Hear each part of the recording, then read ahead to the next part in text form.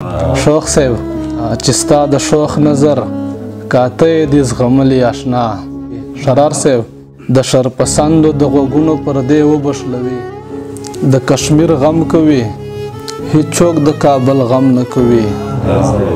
د کشمیر غم کوي هیڅوک د کابل غم نه کوي. د پردي غم کوي دا خلک د خپل غم نه کوي. دا خلک ولې د باورا زړه ته نظر نه کوي؟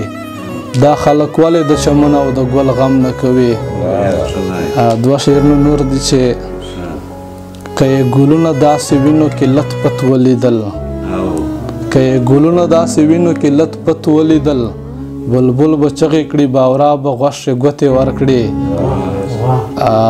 د پښتنو میندو فریاد ته یې که فکر وکړو، په ژړا سر به شي باچا به غوږ کې ګوتې ورکړي. تختې به تیارې په شا رڼا به زوروره شي، تختې به تیارې په شا رڼا به زوروره شي. کله چې پښتون په یوه خوله په یوه خبره شي. تا که زلفې خلاصې کړې هوا ته د ښایست غوټۍ، تا که زلفې خلاصې کړې هوا ته د ښایست غوټۍ، دغه بارودي فضا به واړه مواتره شي. مخ به یې ژوندون له سرو سختو سره وي خامخا، مخ به یې ژوندون له سرو سختو سره وي خامخا. څوک چې په دې دور کې بې علمه بې هنره شي. وي ښه کلک پښتون خو پاته نشي د یوې انې، وي ښه کلک پښتون خو پاته نشي د یوې انې. کله چې پښتو له پښتانه نه مروره شي. وي ښه کلک پښتون خو پاته نشي د یوې انې، کله چې پښتو له پښتانه نه مروره شي. او شعر یې ده چې خدای مکړه چې مونږ شو روان د نورو خلو پسې، خدای مکړه چې مونږ شو روان د نورو خلو پسې، خدای مکړه چې سترګې مو خطا ستا له لښکره شي. تل به د اغیار سترګو کې سترګې اچوم سحر، تل به د اغیار سترګو کې سترګې اچوم سحر. نه مې له مرګ یره شي او نه مې له دار یره شي.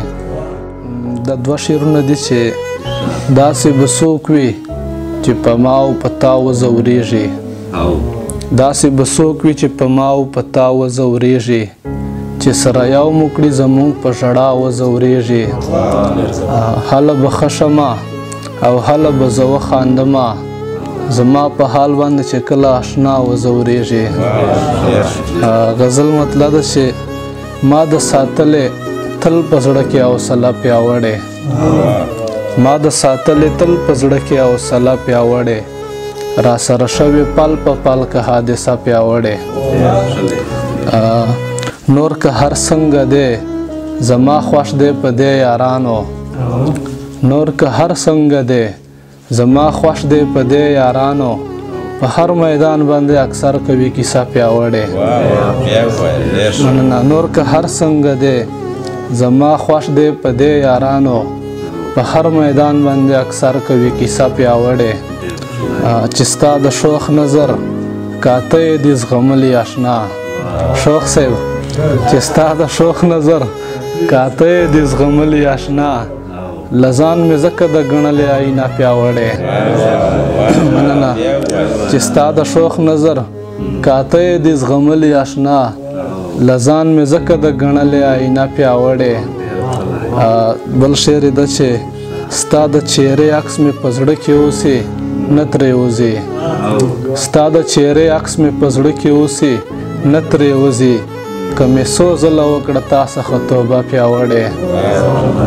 دا بل شعر یې ده چې د شرپسندو د غوږونو پردې وبشلوي. شرار صاحب د شرپسندو د غوږونو پردې وبشلوي، څوک به راپورته چې د امن کړي ناره پیاوړې. مقطع یې ده چې که سر او مال مې ځي پروا یې نه کوم سهاره، که سر او مال مې ځي پروا یې نه کوم سهاره، خو د حالاتو سره کړم به مقابله پیاوړې.